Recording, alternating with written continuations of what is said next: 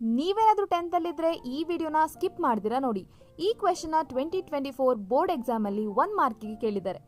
Question ಏನಂದ್ರೆ the correct path of the movement of nerve impulses in the following diagram. ಅಂದ್ರೆ nerve impulses neuron ಅಲ್ಲಿ ಯಾವ path ಅಲ್ಲಿ move ಆಗುತ್ತೆ ಅಂತ ಕೇಳಿದ್ದಾರೆ. ವಿಡಿಯೋನ ಪಾಸ್ ಮಾಡಿ ಡಯಾಗ್ರಾಮ್ನ ಕರೆಕ್ಟ್ ಆಗಿ ಅಬ್ಸರ್ವ್ ಮಾಡಿ.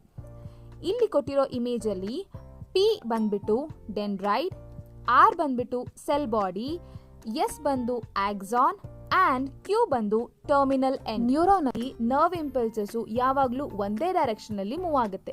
ಫಸ್ಟ್ ಡೆಂಡ್ರೈಟ್ಸ್ ನರ್ವ್ ಇಂಪಲ್ಸಸ್ ನ ರಿಸೀವ್ ಮಾಡಿಕೊಂಡು ಸೆಲ್ ಬಾಡಿಗೆ ಪಾಸ್ ಮಾಡುತ್ತೆ. ಸೆಲ್ ಬಾಡಿಲಿ ಇನ್ಫಾರ್ಮೇಶನ್ ಪ್ರೋಸೆಸ್ ಆಗಿ ಅಲ್ಲಿಂದ ಆಕ್ಸಾನ್ ಲೆಂತ್ ಪೂರ್ತಿ ಮೂವ್ ಆಗುತ್ತೆ.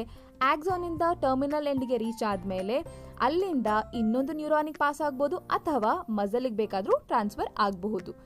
ಕರೆಕ್ಟ್ ಆನ್ಸರ್ ಬಂದ್ಬಿಟ್ಟು ಡಿ.